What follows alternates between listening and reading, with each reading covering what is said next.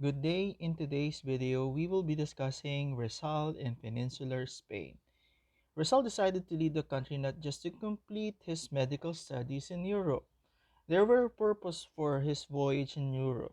The first purpose, to make a name for himself in the realm of journalism. Now, we made mention in our previous discussion that Rizal took the course and finished the course Bachelor in Arts at Ateneo Municipal de Manila. Now, he wanted to make a name for himself in the field of journalism because this was his first course and this was his first field of interest.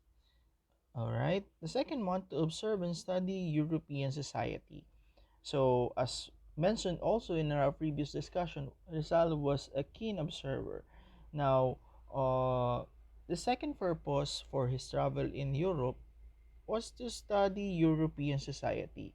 By studying European society, he'll be able uh, to adapt and to infuse the learnings that may be taken from the European society that could be given as a recommendation probably in uh, future literary works of him. Number three, to prepare himself for the task of liberating the Filipinos from Spanish tyranny. So, Rizal's last purpose for traveling into Spain was to liberate, of course, the Filipinos from the oppression from the Spaniards or the Spanish government here in the Philippines. Uh, his secret departure on May 1, 1882, Rizal left Calamba and was able to reach Manila after 10 hours of journey via Caromata. No one among the family members of Rizal knew his departure for Spain, except his brother Fasciano, Saturnina, his tío Antonio, and few friends. His brother Fasciano did everything to ensure that Rizal can leave the country secretly. He secured Rizal a passport with the name Jose Mercado. Alright. Rizal stayed in Manila for 2 days before his trip to Spain. Before leaving, he heard the Mass at Santo Domingo Church in the walled city and then proceeded to Pasig toward the cruiser Salvadora bound for Singapore. Alright, next one, itinerary to Spain. We also made mention this on our previous discussion. He felt very sad leaving his country and family. Now to entertain himself, he made sketches of his fellow passengers and things he saw along the way. He arrived at Singapore 1 week and stayed for 2 days. He took the time to visit its botanical garden, art galleries, parks, and some historical spots. He recorded in his diary every detail of what he was able to observe. Alright, so in the next slide, you will notice here the picture of the 19th century Singapore. This was probably the uh, view of what Rizal had experienced during his time. Rizal boarded the ship De Mena, which shall ferry him to France. The ship stopped over at Point Gal in Ceylon, Aden, and Port Said at Suez Canal. On June 11, 1882, the steamer reached Naples. Rizal was impressed with Naples, an Italian city, for its panoramic beauty and lively people. On June 12, 1882, from Naples, the steamer sailed to France. It docked at the harbor of Versailles. Rizal was impressed by the courtesy of the customs police. He was likewise enchanted by its graceful and impressive buildings and the courtesy refined manners of the Frenchmen.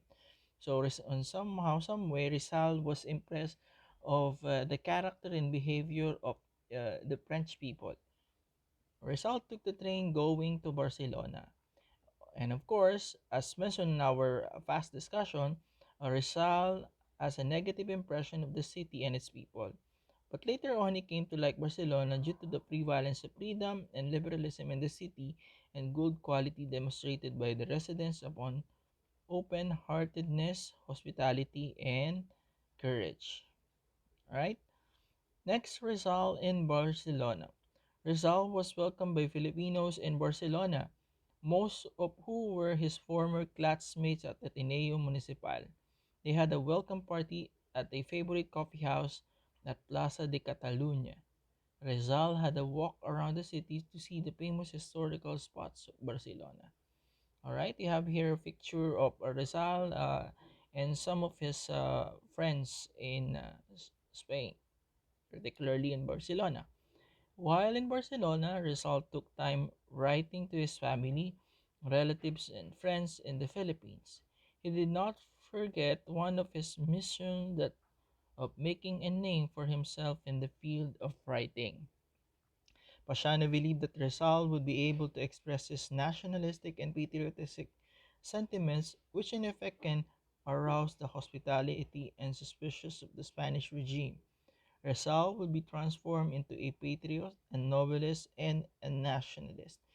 All right, so uh, from this point, we can say that Rizal was so busy in his stay in Barcelona, Spain.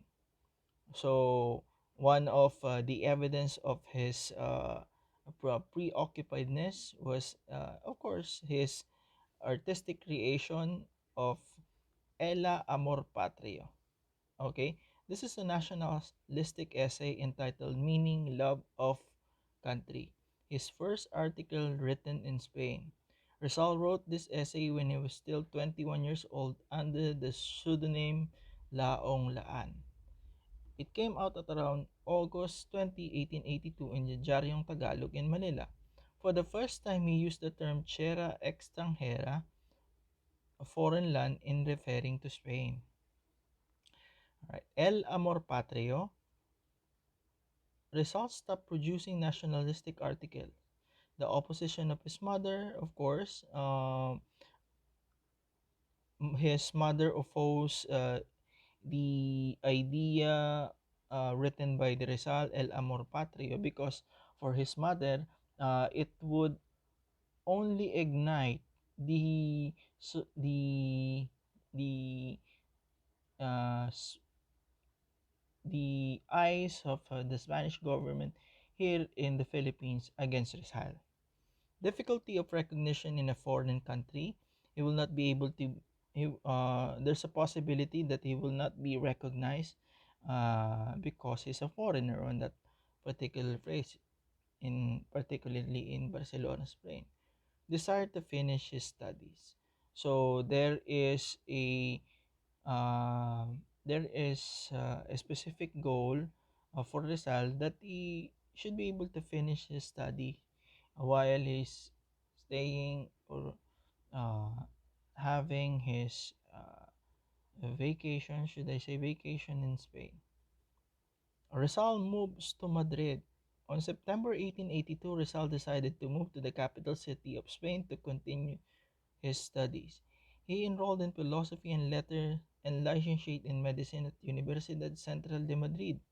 He took lessons in paintings and sculpture at the Academia de San Fernando. He also took lessons in fencing at the schools of Sanzan Carbonell and lessons in English, French, and German in Madrid Ateneo. He even contemplated taking the examination of Roman law for possible enrollment in law. On June 5 to 26, he took the medical examination. Fortunately, he passed the examination. At the same time, he passed the examination in the Greek, Latin, and world history. Rizal was awarded the degree of licentiate in medicine for passing the medical examination for the course. Uh, Unlike here in the Philippines, where his education at Rizal's education at UST were not successful, but in Spain, he was able to take and pass the licensure for medicine on June 5 to 26. Rizal and the Filipino expatriate in Madrid. Okay. Despite of Rizal's hectic schedule, he found time to associate with Pedro Paterno, Graciano Lopez Haina, Gregorio Sanchez, Juan Luna, Felix Hidalgo, Marcelo H. del Pilar, and others. Rizal and Jaina and Del Pilar were close associated, and they were called triumvirate of the propaganda movement. So while in Spain, particularly in Madrid, Rizal made also himself busy in associating with other Filipinos who were also in Spain, particularly in Madrid during those times.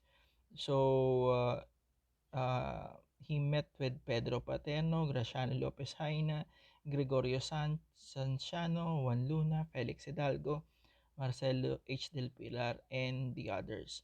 So this was also the start of the propaganda movement.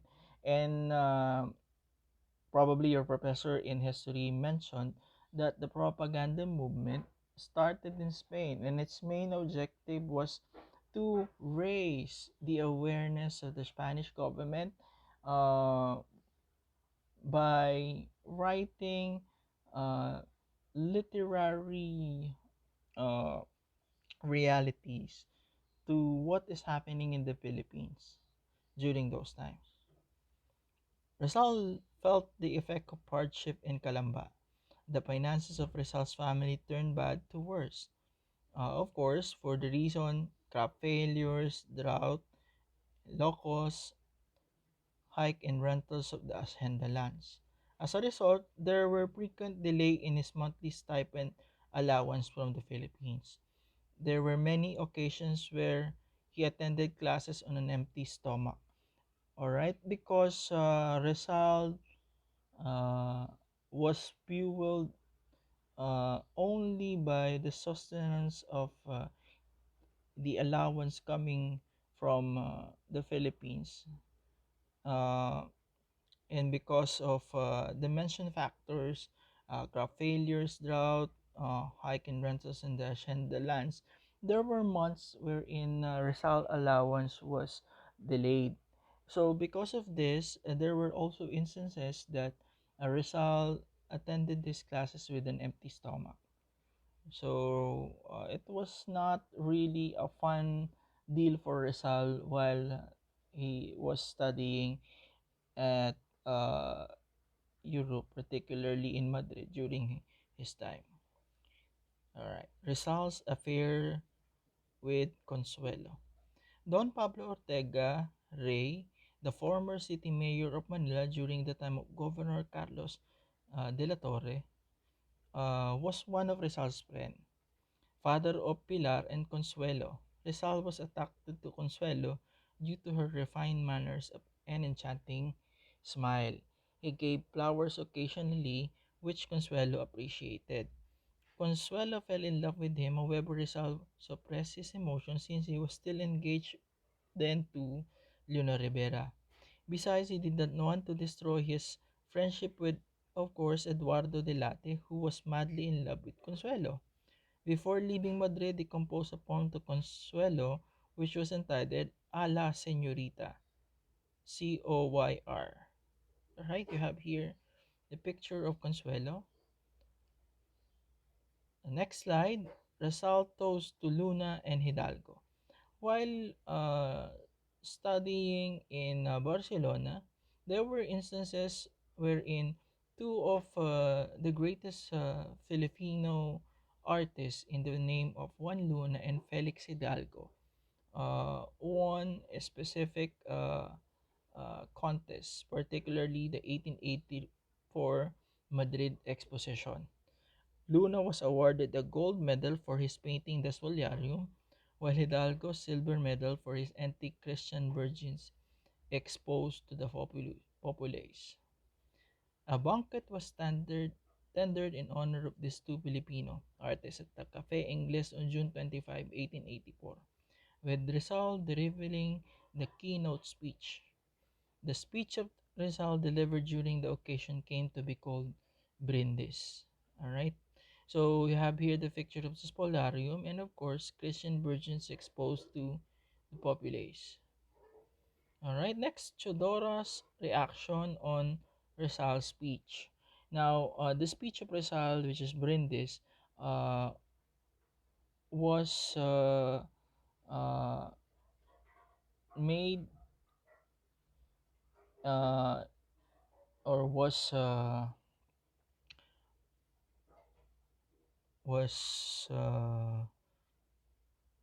or have breached the information of Rizal's mother, Doña Teodora. So this was the reaction of Doña Teodora to the speech of his son, which is Jose. The delivery of Brindis reached the Philippines because of its full coverage by, of course, the Madrid press to the occasion. Nonetheless, Rizal was not cognizant to the consequences of his speech. So, for Jose Rizal, his speech was patriotistic and nationalistic. Now, Rizal's speech was also uh, or Rizal's speech reached the information of his mother. Rizal's mother became ill and his son became the talk of the town and the friars to Kalamba. In his letter to Rizal, she advised him to refrain from the articles that might offend friars and regime, and that he should not fail in his duties as a Christian, not to continue pursuing further study since she had that fear that it could cause him death later. So the recommendation of Jose Rizal's mother upon uh, hearing the um speech of Rizal Brindis, which was made in Spain, uh, actually made Jose Rizal's mother very, should I say, um,